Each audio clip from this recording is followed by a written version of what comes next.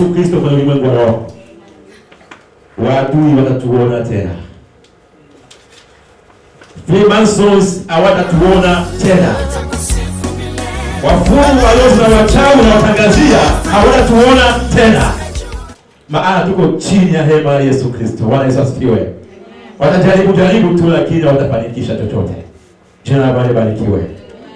Bila kuponda muda, tutakwenda kwa neno. Lakini muda wetu umesonga. Tayari saa 6:22. Na ibada yetu inafungwa saa 7 kamili tunakamilisha. Lakini ningeomba mkutano au mmeshamwambia Bwana muda, pia sisi tuibie muda. Tumalizie maneno ya leo. Haleluya. Sijui mkutano mnaniruhusu hiyo. Tayari mmeshamwambia Bwana. Sababu ya neno. Bwana Yesu asifiwe. Pia mkutano umeniruhusu pia mimi ili nisonge mbele kidogo tumalizie ili roho wa Bwana sikatikie njiani. Sijui kama nikubalia hiyo. Bwana Yesu asifiwe. Bwana tuongee mkutano. Tumeandaa neno kwa ajili ya maisha yetu ya kiroho. Na lazima tufanye kazi kadiri roho wa Bwana ametaka tufanye. Bwana Yesu asifiwe. Leo ni siku yetu ya kumsifu Mungu na kumwabudu. Kuanza asubuhi mpaka kufika usiku. Saa 6 ya usiku ni siku yetu tu ya kumshukuru Mungu. Haleluya. Kwa hiyo ni siku ya Bwana. Hata Bwana afanye kazi na roho Mungu afanye kazi. Tutakwenda kusoma kitabu cha Mathayo. Mathayo 22 mstari wake wa kwanza tunaishia mstari wa 14. Mathayo 22, Matthew chapter 22 verse 1 to 14. Na mwingine alisoma hiyo Mathayo 25 mstari wa kwanza hadi 13. Matthew chapter 25 au 25 verse 1 to 13. Ito taneno cha siku ya leo inasema bibi harusi wa Yesu Kristo. Bibi harusi wa Yesu Kristo. Tukisema bibi harusi wa Yesu Kristo, pia kunakuwa bibi harusi wa Shetani. Bwana Yesu asifiwe. Kama kuna bibi harusi wa Yesu Kristo, pia kunakuwa na bibi harusi wa Shetani. Tusome Mathayo 22 mstari wake wa kwanza hadi 14. Inasoma katika jina la Yesu Kristo Nazareti aliye hai. Amen. Yesu alisema nao tena kwa kutumia mifano. Ufalme wa mbinguni umefanana na mfalme aliyemwandalia mwanawe karamu ya harusi. Basi akawatuma watumishi kuwaita walioalikwa waje harusini. Lakini walioalikwa hawakutaka kufika. Akawatuma tena watumishi wengine akisema, waambieni wale walioalikwa harusi, karamu yangu iko tayari sasa. Fahali yangu na ndama wanono wamekwisha chinjwa. Kila kitu ni tayari. Njoni harusini. Mstari wa 5. Lakini wao hawakujali, wakaenda zao, mmoja shambani kwake, mwingine kwenye shughuli zake. Mstari wa 6. Na wengine wakamata mfalme, wakamata wale waliotumwa wakawaua. Yule mfalme akakasirika, akawatuma askari wake wakawaangamize wauaji hao na kuwateketeza mji wao. Kisha akawaambia watumishi wake, karamu ya harusi iko tayari kweli, lakini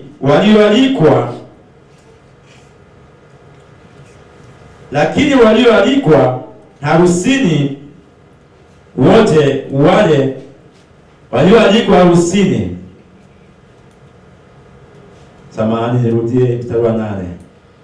Kisha akawaambia watumishi wake, karamu ya harusi iko tayari kweli, lakini walioalikwa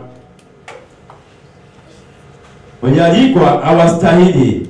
Basi nendeni kwenye barabara, na wote wale mtakaowakuta waiteni waje harusini. Wale watumishi wakatoka wakaenda njiani, wakawaleta watu wote, wabaya na wema. Nyumba ya harusi ikajaa wageni. Amen. 25 na niko tayari. Hiyo Mathayo 25 mstari wa kwanza. Twende pamoja sababu muda umeisha. Tutambue mawili matatu. 25 mstari wa kwanza hadi 13. Tunasoma Mathayo 25 mstari wa kwanza hadi 13 katika jina la Yesu. Amen. Ndipo ufalme wa mbinguni utakapofanana na wanawali 10 waliotwaa taa zao wakatoka kwenda kumlaki bwana harusi. 5 wao walikuwa wapumbavu na 5 wenye busara.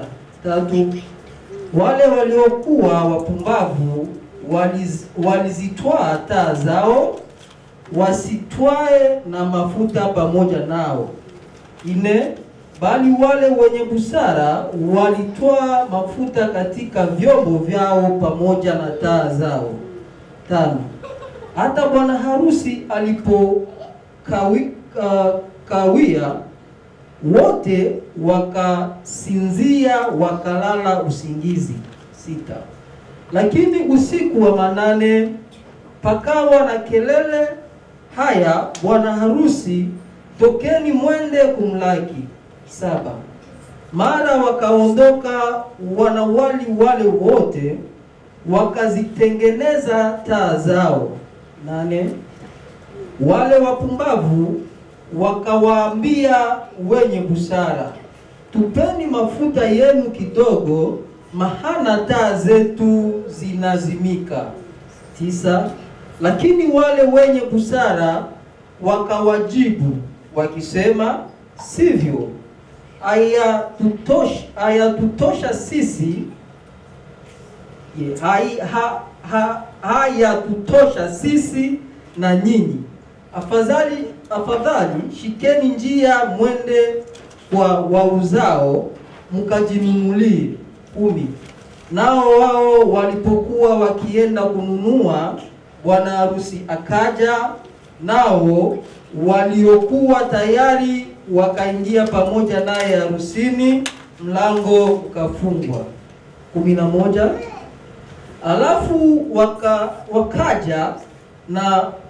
wakaja na wale wanawali wengine wakasema, Bwana utufungulie.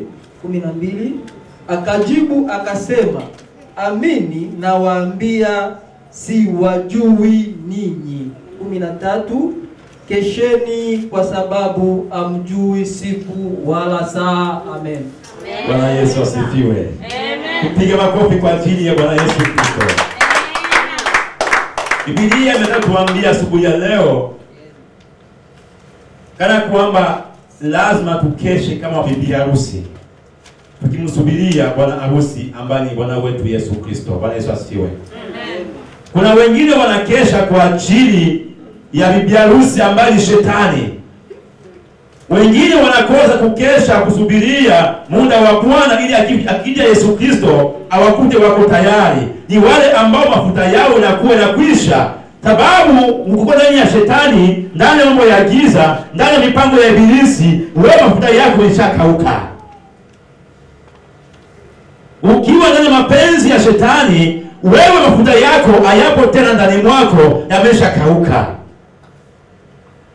Ukiwa unategemea kuwa na maarizi, unategemea hizi njia ya kuongoze, unategemea kuwa na hali ya kidunia ndio kuongoza, wewe bado ndani mwako mafuta imeshakauka. Inabidi ukae na utubu ili mafuta tena yaongezeke ndani mwako. Ili Yesu akija ambaye ni harusi wetu akute uko tayari. Bwana Yesu asifiwe. Amen. Tuna vitu vitatu katika pointi hiyo.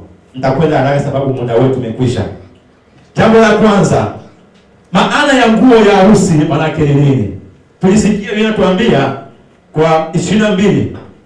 Nisome 11 tukumalizia, nilikuwa namalizia ndio niingie hapo. Itu ndio taenda namna gani? Bwana Yesu asifiwe. 11 nasema hivi kwa 22. Mfalme alipoingia kuwaona wageni, akamwona mtu mmoja ambaye hakuvaa mavazi ya harusi. Mfalme alipoingia kwa nyumba ya harusi, aliona mtu mmoja ambaye hakuvaa nguo ya harusi. Kama watu wanaandaa harusi katika ulimwengu huu, watu ambao taabisha kuandaa manguo za madonesi, ndio sijui basi upande wa bwana watavaa hivi, upande wa yule utavaa hivi, na wengine wanatoa na condition, kwa harusi yetu au kwa harusi yangu muvae white. Bwana Yesu asifiwe. Wengine wanasema muvae blue. Kila mtu anatoa choice ya kwake, iwe ndio nguo ya harusi. Wengine wanasema tufanye birthday, inaitwa white birthday. Bwana Yesu asifiwe. Hiyo ndio style yake, ameiona yeye kwa sherehe yake, watu wavae white. Na Yesu Kristo wakati mfalme alikuwa pale, ndio mfano huo. Huyo mfalme alipoingia mwenye ndani, na mzee kulikuwa na vazi ambayo ilikuwa inaandaliwa la harusi. Kama hauna vazi hilo, hautaingia kwa mlango. Bwana Yesu asifiwe. Jambo la pili, wakati wewe unakwenda kwa harusi, kama hauna invitation, hautaingia kwa mlango, si ndio? Kuna zingine harusi na sheria. Sababu ya ukumbi uko hivi na hivi na hivi, watu wanataka kuwa watu 300 tu. Zaidi ya hapo hawataingia. Kama hauna mwaliko kwa mkono wako, pale piko bodyguard kwa mlango, haukanyagi mguu. Bwana Yesu asifiwe. Na yeye huyu mfalme kwa harusi ya mtoto wake alikuwa labda ameandaa vazi fulani la harusi. Kama hauna vazi hilo ambao ndio ile kadi ya invitation ya kuingia, hautoingia. Lakini baada ya kuita watu waje kwa harusi ambao walikuwa invite kwa harusi, wale watu hawakuja. Ikabidi waogote watu wote barabarani. Bwana Yesu asifiwe. Amen. Kiroho ina maana yake. Bwana Yesu asifiwe. Amen. Watu wote wakaogotwa barabarani, wakaja kwenye harusi, lakini wamevalia zile vazi za harusi. Sasa mmoja wao Sauli alikuja barabarani tu, akaja bila vazi la harusi. Alipoingia mfalme alipokuja kutoka kwamba yule mtu yuko ndani, akamwambia tusikie, alimwambia ni huyo mtu. 12 pale anasema nini? Mfalme akamuuliza, rafiki, umeingiaje hapa bila vazi la harusi? Lakini yeye akakaa kimya. Hapo mfalme akawaambia watumishi, mfungeni miguu na mikono, mkamtupe nje gizani, huko atalia na kusaga meno. 14. Yesu akamaliza kwa kusema, wengi wamealikwa, lakini wachache wameteuliwa. Amen. Yesu amemaliza kusema, wengi wamealikwa, lakini waliochaguliwa ni wachache. Jina la Bwana libarikiwe. Jambo la kwanza, ile vazi la harusi ni vazi gani kiroho? Tumeona vazi la harusi ambao tunasema leo hapa, bibi harusi akitaka kuvaa na kanzu, sijui kanzu moja wanavaa, sijui vifua wazi, sijui wengine migongo wazi, sijui wengine, kila mmoja anafanya style yake ya kanzu yake, si ndio? Wengine kanzu inamwaga mpaka nafikia kule kwa madhabahu. Alafu inaona kudabula tu kuchafulia barabarani. Wengine wanavaa tu style kawaida. Kila watu wanakuwa na nguo zao wanaziandaa kwa ajili ya harusi yao. Bibwana naye harusi naye anaandaa suti. Labda ni suti ambayo ina madoa au inaendana na kanzu ya bibi harusi, ikisi wanapangilia ndoa yao, wanasasiwe. Sasa ile kanzu au ile vazi ya harusi kiroho inataka maanisha nini kwako wewe na mimi? Tunaongea bibi harusi wa kiroho, sio bibi harusi wa kimwili. Kama vile tunaongea pia bwana harusi wa kiroho, sio bwana harusi wa kimwili. Haleluya. Amen. Bibi harusi wa kiroho ni wewe na mimi, na bwana harusi wa kiroho ni Yesu Kristo. Bwana Yesu asifiwe. Amen. Na bibi harusi wa shetani wa giza ni shetani. Kama kwa bibi harusi wa giza, wewe bwana harusi wako ni shetani. Lakini mimi na wewe leo bwana harusi wetu ni Yesu Kristo. Bwana Yesu asifiwe. Amen. Ni lazima wewe na mimi tuwe tayari tukimngojea bwana harusi wetu aje. Lazima ukeshe. Lazima mafuta yako yajae kwenye taa ukisubiria bwana harusi aje. Lakini usiwe kama mpumbavu ambaye unatoka nyumbani kwako haukujiandaa kiroho. Bwana Yesu asifiwe. Wengine wanatoka nyumbani kwao wanakwenda katika huduma hawajiandai kiroho, wakisahau kana kwamba huko wanakwenda kunakuwa pia shetani, kunakuwa pia maadui, kunakuwa pia falme za giza, kunakuwa pia Freemasons ambao wanasumbua maisha yako ya kiroho na pia ya kimwili. Lazima unajiandaa vizuri kiroho ili kana kwamba ukikumbana hayo majanga yote uweze kuepukana na hayo majanga yote, sababu mafuta yako yamejaa. Neno la Bwana liko ndani mwako. Neno la Yesu limejaa ndani mwako. Ni hapo utaweza kushindana na nguvu za giza. Bwana Yesu asifiwe. Amen. Sasa hiyo kanzu inatamaanisha nini kiroho? Tunajifunza neno nasema bibi harusi wa Yesu Kristo. Bibi harusi wa Yesu Kristo ni wa aina gani? Lazima avalie kanzu ya harusi ya kiroho, ambayo ni kwanza tujue kwanza harusi yenyewe inamaanisha nini, au hata inafananishwa na nini. Mtu anaandaa harusi ya kiroho, maana yake ni nini? Harusi ya kiroho inatamaanisha umoja wa ubinadamu wa uumba wa Mungu. Yaani harusi ya kiroho ni wale ambao wako ndani ya Yesu Kristo, ambao wameungana pamoja kwa ajili ya utukufu wa Mungu wetu Yesu Kristo. Hiyo ndio harusi ambao ni wewe na mimi tuko hapa leo, tumeungana pamoja kwa kujenga harusi kwa kuwa bibi harusi wa Yesu Kristo. Bwana asifiwe. Hiyo kwanza ni kujua harusi kwanza maana yake ni nini, au nataka kumaanisha nini. Ni ushirika au umoja wa binadamu, wa watu ambao wanakaa pamoja kwa ajili ya utukufu wa Mungu wetu Yesu Kristo. Hiyo kwanza ndio harusi. Na baadaye sasa vazi ni matendo mazuri ambayo unayafanya wewe, ambayo umeshakuwa ndani ya ndoa, ambapo ndani ya Yesu. Matendo gani ambayo unayafanya? Ile vazi ni matendo yako wewe na mimi, ambayo tunayafanya katika ulimwengu huu kwa ajili ya utukufu wa Bwana. Tuko pamoja au niko haraka? Bwana Yesu asifiwe. Narudia tena, harusi ni muungano wa watu ambao wanashiriki pamoja kwa kujiandaa kama wa bibi harusi, ambao ni wewe na mimi. Hiyo ndio harusi ambao Yesu akija leo na kesho anakuta wewe bibi harusi uko tayari ukisubiria kufanya ndoa na yeye Yesu Kristo. Na hilo vazi ni matendo yako sasa wewe ambao utakuwa Mkristo unayatenda hapa chini ya jua kwa ajili ya utukufu wa Mungu. Usisahau kana kwamba ndio waweza kuwa katika matendo yako unayofanya juu ya utukufu wa Mungu. Kuna wengine wamekataa matendo ya Mungu, wamefanya matendo ya shetani, au wanakuwa kwenye ndoa ya shetani, ya ibilisi. Sisi tumejiunga kwenye ndoa ya Yesu Kristo, ndio tunafanya matendo mazuri ambayo yanampendeza Yesu Kristo. Bwana asifiwe. Kiroho ile vazi Ile vazi ambayo limemanishwa na huyu mfalme ni matendo yako wewe ambayo unayafanya hapa chini ya jua. Je, ni mazuri au ni mabaya? Yakiwa ni mabaya, matendo yako yanafananishwa na yule mtu ambaye alikuwa havai vazi kwenye harusi. Huyo mtu ameshikwa, akafungwa mikono na miguu na wakamtupa nje, ambapo alikuwa akilia akisaga meno. Wapi tunalia watu tayari kusaga meno? Ni wapi? Wapi ambapo watu watalia na kusaga meno? Jehanamu.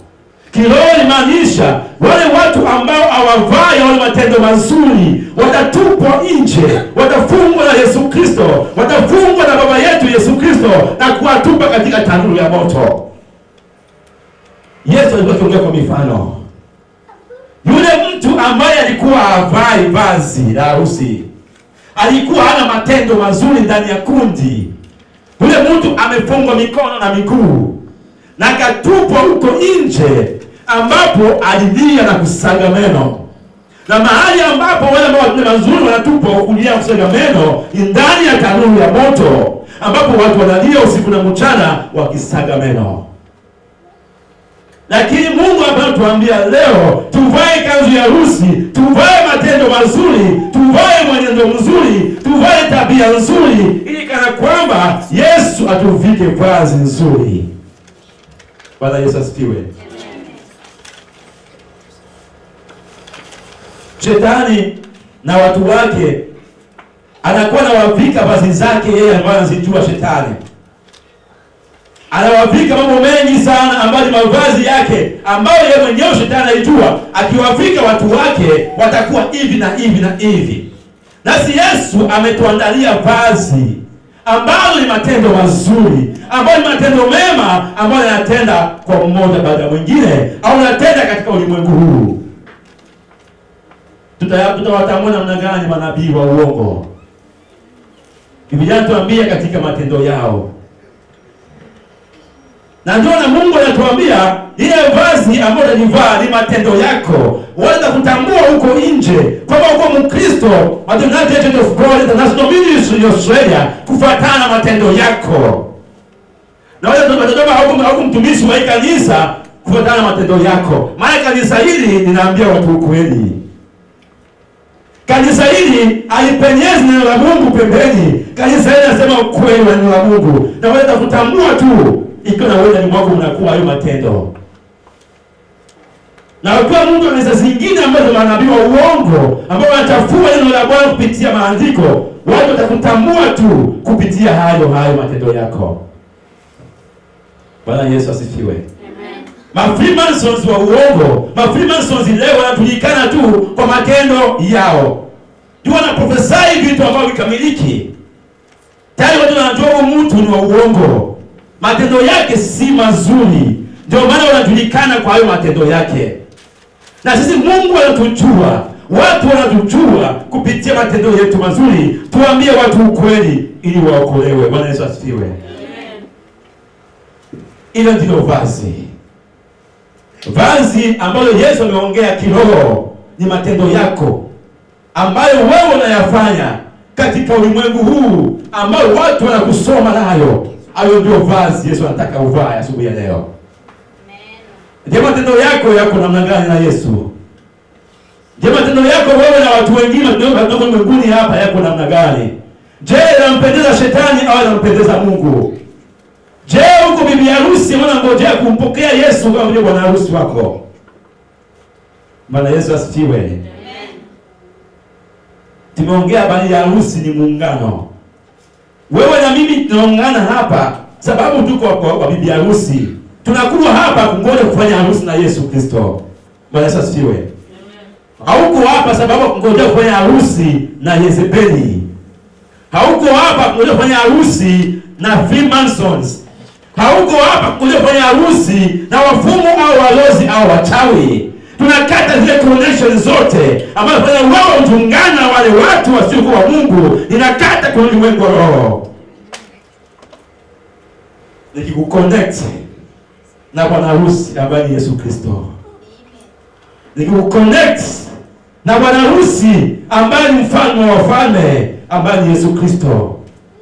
Inafuta yale matendo yote ya giza ambayo yanasumbua maisha yako na kuleta kuzimu. Inakata kwenye ulimwengu wa roho na connect yale matendo mazuri ya mbinguni katika maisha yako. Hata leo upokee ile vazi la Yesu Kristo ambalo Yesu anataka ulivae, ambayo matendo mazuri katika maisha yako. Kama ulikuwa mtu matendo mabaya, kwa mwambie tangu siku ya leo anza kuacha matendo mabaya, ili kana kwamba umrejee Yesu, uwe bibi harusi wa Bwana wetu Yesu Kristo.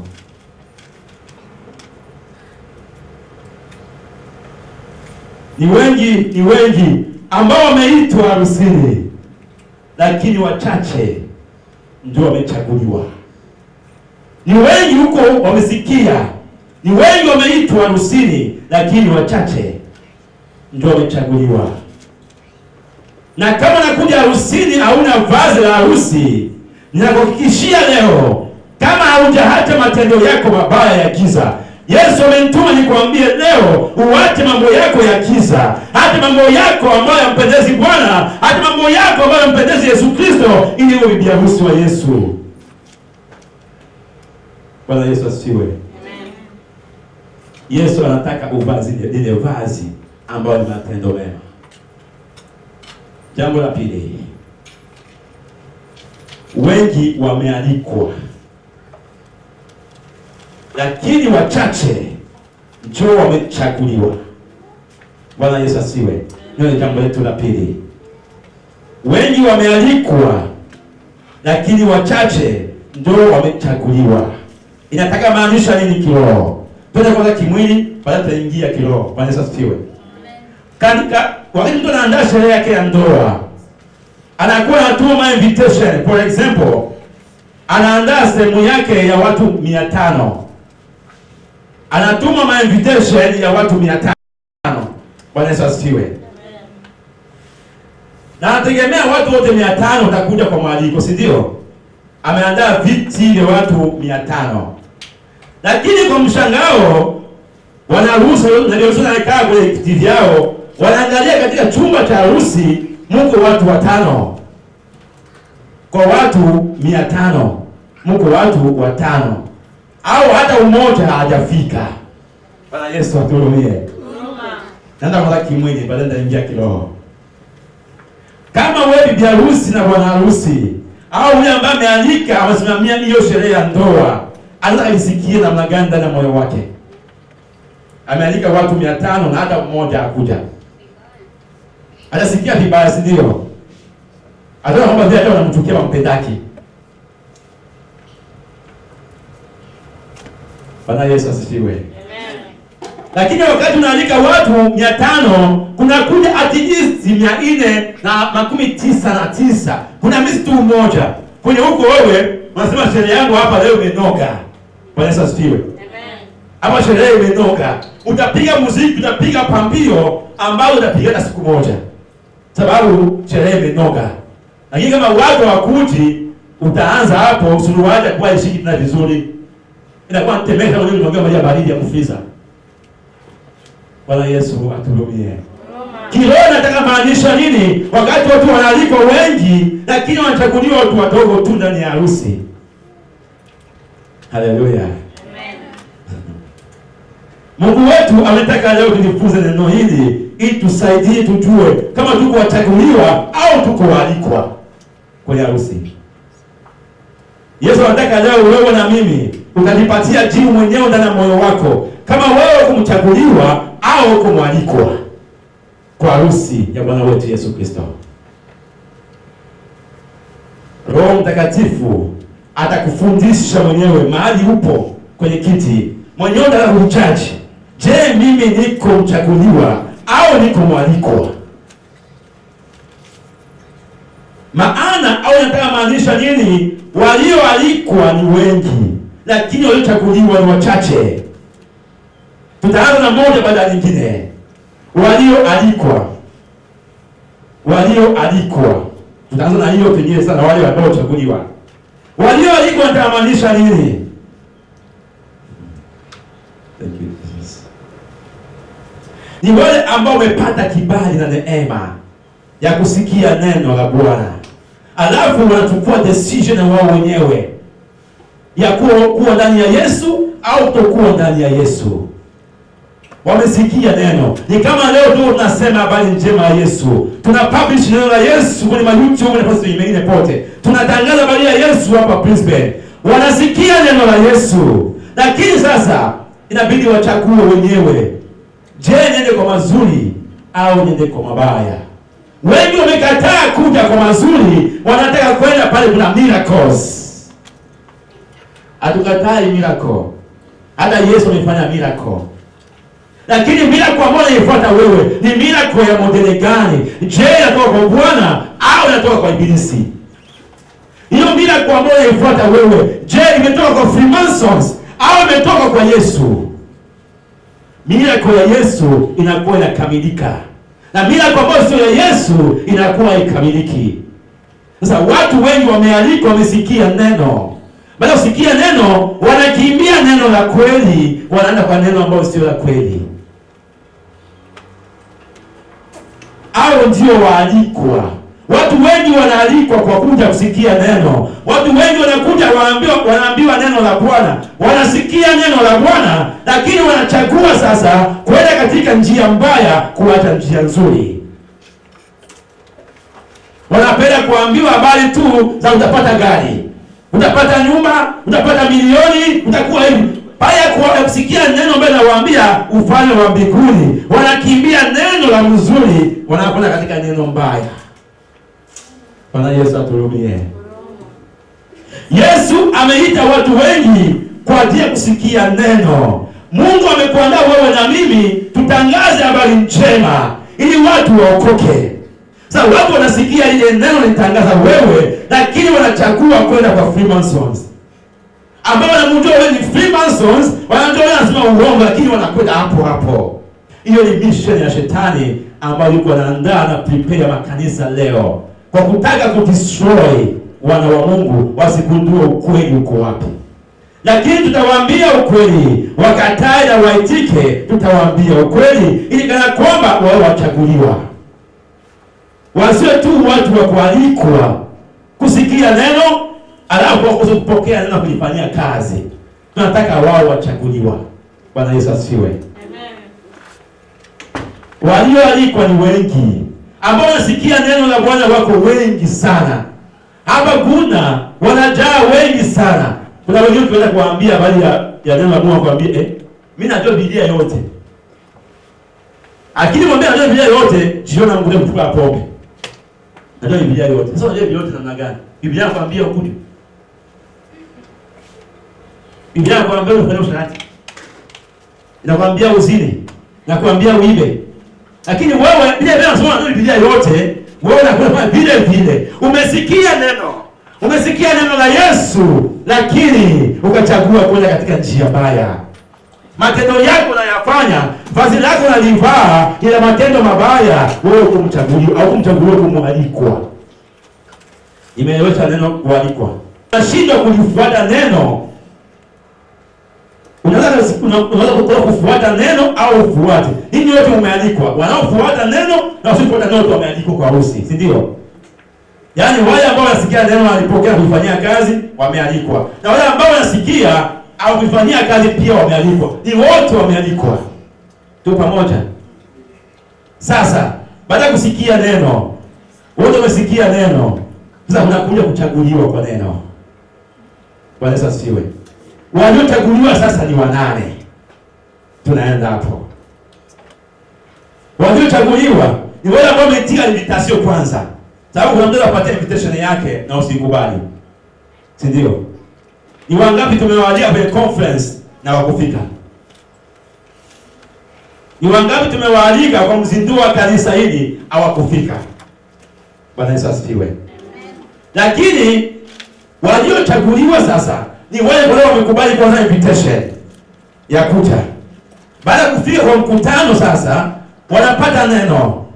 Baada ya kupokea neno, wanalisikia neno na wanalifanyia kazi. Bwana Yesu asifiwe. Ni hao wamechaguliwa. Ulipokea neno, unalisikia, baada ya kusikia neno, unachagua kuwa na matendo mazuri. Umechagua kuvaa ile kanzu la harusi ambayo ni matendo mazuri. Umekubali kumpokea Bwana wetu Yesu Kristo kama bwana harusi wako. Bwana Yesu asiwe. Nimeeleweka? Sasa ni swali kwako wewe na mimi. Ni swali kwako wewe na mimi. Je, wewe ni mchaguliwa au ni mwalikwa? Nimefafanua kualikwa na kuchaguliwa. Sasa wewe na mimi leo, swali ni kwako. Nataka unijibu hili swali ambayo nataka nijibu. Je, wewe na mimi, wewe mwenyewe kwanza binafsi, uko mwalikwa au mchaguliwa? Kama umesikia neno. Bwana Yesu asiwe. Amen. Wangapi ambao ni wachaguliwa? Wangapi ambao ni wa invited? Wajua aliko ni wangapi? Bwana Yesu asiwe. Labda nimekuwa sikueleweka vizuri kidogo. Walioalikwa wanaweza kuwa wale ambao wamesikia neno wanalifanyia kazi na pia ni wale ambao walisikia na wakulifanyia kazi. Wote wamealikwa. Sasa baada ya kualika wote hao, kukosa wale ambao wamechaguliwa, sema wale ambao wamealikwa wote. Sasa wewe ni mchaguliwa au ni mwalikwa? Bwana Yesu asifiwe. Hakuna ambaye anasema yeye ni mwalikwa. Sababu ukisema wewe ni mwalikwa unasema kwamba wewe ni mtu wa giza. Lakini unasema umechaguliwa. Sema kwa kutoka ndani moyo wako nimechaguliwa. Sio umechaguliwa kwa mdomo, ukitoka leo hapa unakuwa vituko huko nje. Haujachaguliwa, umealikwa. Sababu aliyechaguliwa anavaa kanzu ya harusi ambayo ni matendo mema. Aliyechaguliwa yule ambaye anavaa kanzu ya harusi ambaye ni matendo mema, akisubiria kuja kwa Bwana wetu Yesu Kristo. So sio niambie leo nimechaguliwa. Hapo sasa nikitoka tu hapa, leo niseme chaguliwa. Ukitoka tu leo unakuja nje, unaona mtu mwingine tofauti. Fashion. Bwana Yesu aturumie. Ukitoka bwana tu huko, unaona mkachupa. Sikachupa tu. Ukitoka tu saizi hapo ndio nyumba, anakushika usiku nyumba mchane. Haujakuwa mchaguliwa, wewe bado kualikwa. Lakini kama leo nakubali wewe kuwa mchaguliwa leo, na kusii na kukuomba, acha matendo mabaya na utende mema. Ukitenda mema na utakuwa mchaguliwa, maana umevaa kanzu ya harusi ya kumsubiria Bwana wetu Yesu Kristo. Jina la Bwana libarikiwe. Amen. Wengi wanakuja kusikia neno, lakini hawapokee neno na kuifanyia kazi. Ni kama mti ambao unakosa kuzaa matunda mazuri. Ni mti ambao hauna maji, hauna mbolea, hauna fertilizer ndani yake, unakauka. Biblia inatuambia mti huo unakatwa na kutupa ndani ya tanuru ya moto. Na mti ambao unazaa matunda mazuri, watu wanapita na kupiga mawe. Bwana Yesu asifiwe. Ili wanipatie matunda. Kama wewe unatangaza habari njema ya Yesu Kristo, wewe ni mti mzuri ambao unapigwa mawe na kila mtu ili watu wapate kitu kutoka kwako. Bwana Yesu asifiwe. Amen. Baba mtumishi na nabii April amepigwa vita sana Tanzania sababu ya kuambia watu ukweli. Waligundua wewe ni mti mzuri ambao ndani mwake unakuwa na matunda mazuri. Sasa watu ambao ni watu wa giza, watu ambao wanapanda matunda mabaya, wamesikia wivu na kumundia njama moja au nyingine. Lakini Mungu wetu anaendelea kusimama akisema kwamba yuko upande wako na upande wangu, akikutetea ukisema ukweli. Bwana asifiwe. Amen. Maana ukweli pia ndani ya moto na utaungua. Lakini uongo ukipita na unaungua. Kuna hadithi nasema hivi kwetu. Njia ya mwongo ni kama njia ya kwenda chooni. Njia ya kwenda chooni haitokani jambo lingine. Tunashani mwenzetu. Na kutoka pale unataka nyumba yako. Ndio njia ya watu wa uongo. Wao mambo yao yanakuwa na mpaka, yanakuwa na limit. Lakini mambo ya Bwana wetu Yesu Kristo yanakuwa yanadumu milele na hata milele, hayana limit. Piga makofi kwa ajili ya Yesu Kristo. Yesu akikubariki, baraka za Yesu hazina limit. Lakini shetani akikubariki, baraka zake zinakuwa na limit. Atakubariki for 5 years. Ikifika miaka 6 inafika, wewe unaanza kudai baraka zake, nirudishie. Alikubariki miaka 5. Ikifika miaka 6, anza kudai. Kwa miaka 5 na saa moja. Ndio umekubaliana miaka 5. Ikifika tu 5 pa anza kudai. Hizo saa moja tu anamwambia nirudishie. Lakini Yesu akikubariki, anakubariki forever and ever. Bwana Yesu asifiwe. Unakuwa na dumu na baraka za Yesu milele na hata milele. Sasa watu wanakataa baraka za Yesu Kristo ambazo zinadumu milele, wanataka baraka ambazo zina muda kitambo za kutoka kwa shetani. Biblia inatuambia, Yesu amemalizia kusema, hao watu ambao wakuvaa kanzu ya harusi watakatwa, watafungwa makamba mikono na miguu na kuwatupa ndani ya tanuru ya moto, wakiungua usiku na mchana wakisaga meno. Wakati wewe na mimi tutakuwa paradiso tukiimba sifa, shangwe na vigelegele. Bwana Yesu asifiwe. Amen. Wale wanatamani kwenda paradiso. Wanani wanatamani kwenda katika jehanamu. Watu wanakataa kwenda jehanamu, lakini bado wanatenda matendo mabaya. Kama nakataa jehanamu, kataa na vyake vyote. Bwana Yesu asifiwe. Kama nakataa kwenda jehanamu, kataa na ulimwengu wote na mambo yake yote, uyakatae kwanza. Ni hapo utakwenda jehanamu, utaona katika ufalme wa mbinguni. Bwana Yesu asifiwe. Tunasema habari za walioalikwa ni wengi, lakini wachaguliwa ni wachache. Yesu amekuchagua wewe na mimi tuifanye kazi hapa Australia. Tubadilishe roho za watu ambazo zimefungwa na ibilisi. Je, unafanya hivyo kwa utukufu wa Bwana? Na kama unafanya, Mungu akubariki. Amen. Amen. Bwana Yesu asifiwe. Amen. Na kama hufanyi, ole kwako, jehanamu ya kungoja. Maana Yesu amekutuma kwa mission. Anataka ufanye matendo mazuri ili kana kwamba watu waokolewe kupitia wewe. Lakini matendo yako yanamtuza na Mungu tena yanafanya mabaya zaidi. Matendo yako yanafanya Yesu kuchukia sana na kusirika sana, sababu unamchukia na yeye aliyekuumba kwa mfano wake.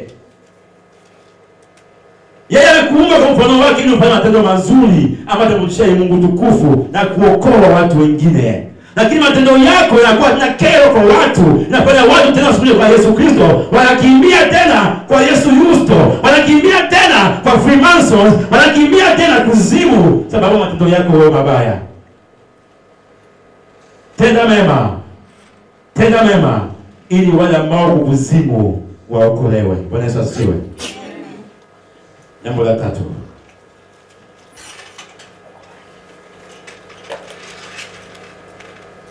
Kwa kutaka tu uchaguliwe, ni lazima utikane na mambo yote ya dunia. Utikane na kila mandoazili yote, au kila niseme mambo ya kuenjoy ya dunia. Watu wachango ya kuenjoy ya dunia na mwangalie Yesu Kristo. Ni hapo utachaguliwa. Lakini kama utakubali kuacha, hakuna siku utachaguliwa. Utakuwa kanisani siku zote, mapapa yanamalizika kanisani siku zote, unapanda na shuka kila siku, miguu peku paku. Hapo unafika kanisani kila siku. Matendo ni mabaya, hautafika popote. Lakini hata viatu viishe, hata nguo zikatike, ukija kanisani siku zote kwa maombi, kwa practice, kwa kila siku ya ibada kanisani, ukiwa matendo yako ni mazuri kwa Yesu Kristo. Sababu unajua siku moja taji la uzima, ufalme wa mbingu unakusubiria. Usiponye muda wako, unasumbuka tu bure, kuchukua viatu vyako bure, wakati matendo yako bado yanamchukiza Yesu. Wanisumbua bure. Ni leo utoe uamuzi. Leo uamue kuachana mambo mabaya na kufanya mambo mazuri. Uvae kanzu iliyo njema. Vaa kanzu nyeupe ambayo ni matendo yako mema. na uache uvue kanzu ya giza, vua utu wa kale na uvae utu upya, ambaye ni kanzu ya harusi ya Bwana wetu Yesu Kristo. Bwana Yesu asifiwe. Amen. Yesu anakuwa mwenye kunungunika, aliumba watu kwa mfano wake na akawaandaa kana kwamba wavae zile kanzu nyeupe, zile kanzu matendo mema. Lakini Yesu anakuwa akikana angalia ulimwengu ambaye alikuja kuwafia ajili yao, ambao wameteseka kwa ajili yao. Wote wengi wanasahau kuvaa zile kanzu ambazo ni za wanaharusi, ambazo ni matendo mema. Wanakuwa wanavaa kanzu nyeusi ambazo za shetani. Yesu amesema waliochaguliwa ni wengi, walioitwa ni wengi, wachaguliwa ni wachache. Bwana Yesu asifiwe. Kumbuka kwenye harusi ya Bwana wetu Yesu Kristo, Biblia inatuambia hawatafika wale ambao wanakuwa na umati kubwa ambao ndani mwao hamuna ukweli wa Yesu. Biblia inatuambia njia ya kwenda katika ufalme wa mbinguni ni finyo sana, na watakaoingia katika njia hiyo ni wale wachache, na njia kwenda jehanamu ni kubwa sana kama highway, na watakwenda katika njia hiyo ni wale ambao hawakuvaa kanzu ya harusi, ni wale ambao kuvaa matendo mazuri, ndio njia yao, na mwisho katika njia hiyo ni jehanamu. Na wale wanapita katika njia ile fupi ambayo inakuwa miba na michongoma, ile njia ndogo sana ambayo inapita kwa kibanana na songamana mle ndani, wakikazana katika miba, wakijikwa kwa mawe, ni hao watafika paradiso. Je, wewe na mimi unapitia katika mawe? Je, wewe na mimi unajikwaa katika mawe? Nina imani kwamba wewe na mimi tunajikwaa katika mawe sababu ndani mwetu unakuwa ukweli. Bwana Yesu asifiwe. Ukweli uko ndani mwetu ndio kufanya ujikwaa katika mawe, pia katika miiba. Maana watu wanakuchukia sababu ya kusema ukweli. Unapitia matatizo magumu mengi sana sababu unasema ukweli. Kwa hiyo unapitia miba. Tukisema miba, sio miba unaona barabarani. Ni matendo matatizo unapitia katika huduma. Miba ni matatizo unapitia katika huduma. Yale mawe ambayo Biblia inasema ni miba na mawe na michongoma, ni yale shida unayopitia katika huduma. Kulipa renti tatizo. Kununua maji shida. Kutoa sadaka matatizo. Yale magumu unayapitia yote katika utumishi wako ndio miba na michongoma ambayo unapitia, mawe na visiki. Ukienda kuomba kazi, uweka siku na uko rejected. Haiko kwamba wewe hauko mzuri kupata kazi, lakini shetani ametia kitu fulani pale ambacho kufanya wewe uvunjike moyo na uache Yesu na uende kwanza upatie kazi. Lakini nakupea moyo, usiogope kwamba Yesu ameandaa kazi ajili yako. Yesu ameandaa utumishi juu yako. Usiwe na woga wala shaka. Yesu yuko kwenye control akiandaa maisha yako vizuri. Shetani anakuwa anafunga milango ya baraka za watu ili watu wasiweze kufanya nini kufanikisha ile ambayo wanayataka. Ukitoka na maisha magumu, sema mbona fulani iko hivi, hata mimi nje kule, ukienda kule na kushika mtego. Kubali uteseke ukisubiria Bwana wetu Yesu akuinue. Bwana Yesu asifiwe. Amen. Tunakwenda malizia.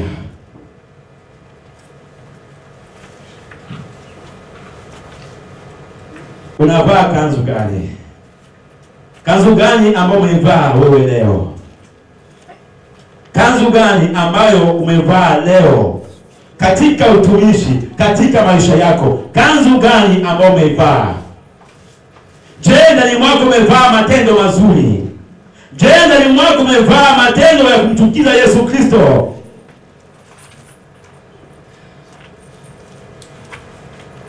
Watu ambao ulikuwa nao marafiki zako, baada ya kuchagua kumfuata Yesu Kristo wa kweli na kumwacha Yesu Yusto, wameenda kukaa chini kupangia maplani ya kuanza maisha yako. Matendo yao yalikuwa mazuri wakati mnaliki na wao. kuachana wao tu kumchagua Yesu, matendo yanakuwa mabaya. Je, wewe ni miongoni mwa wale watu? Biblia inasema, Yesu akasema, Mathayo 25 alisoma pale, mwisho Yesu akasema, ondokeni, mimi siwajui. Wale ambao hawavai mavazi ambayo ni matendo mazuri, Yesu atawaambia kwenye kiti cha enzi, ondokeni, mimi siwajui. Mimi nilikuwa mwimbaji, mimi nilikuwa natoa pambio, mimi nilikuwa ndio. Anasema, ulikuwa mwimbia mwanamjua shetani, sio mimi. Ondoka, sikujui. Na hao watu watafungwa mikono na miguu. Hao watu watafungwa mikono na miguu na kutupwa ndani ya tanuru ya moto. Bwana Yesu asifiwe. Je, wewe na mimi tumevaa kanzu ya aina gani? Je, wewe na mimi tumejiandaa namna gani kwa bibi harusi? Je, wewe na mimi mafuta yako bado yanajaa kwenye taa yako? Una pia rezerve mafuta ndani yako au mafuta yamekauka? Watu wengi wamevunjika hata moyo kufanya huduma.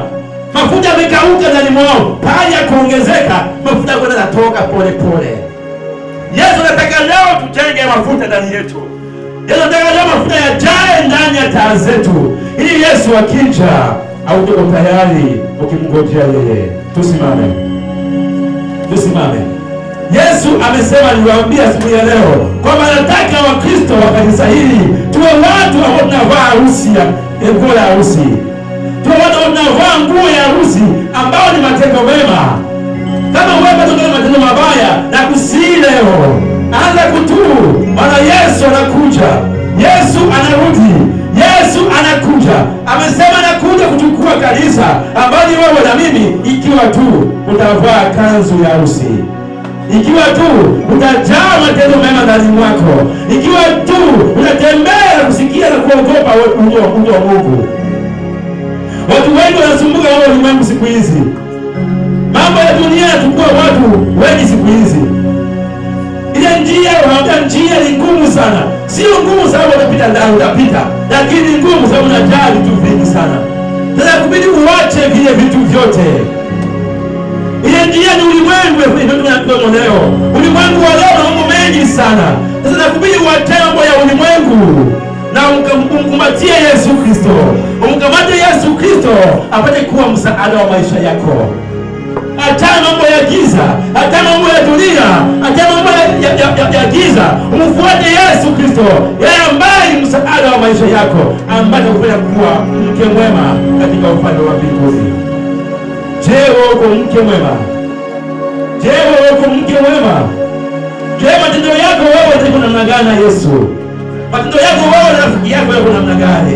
Matendo yako wewe na rafiki yako yako namna gani? Matendo yako wewe na Mkristo mwenzako yako namna gani? Wengine wanafuata maadui mpaka nasema sitaki kumwona kwa macho yangu. Wewe ni mtumishi wa Mungu, mbona unasema hivyo? Ni mwana wa Mungu ambaye unatoka kwa mfano wake. Unasema unataka kumuona. Matendo yako yako je huko mitaani? Ukitoka hapo kanisani na kwenda nje una change. Uko Mkristo Jumapili. Ikifika Jumatatu, Ukristo wako umeuvua. Unakuwa mtu wa kawaida. Yesu hataki watu kama na hao. Yesu anataka wewe ambao utavaa ile kanzu, wewe 100% kwa matendo mazuri ya kupendeza Mungu.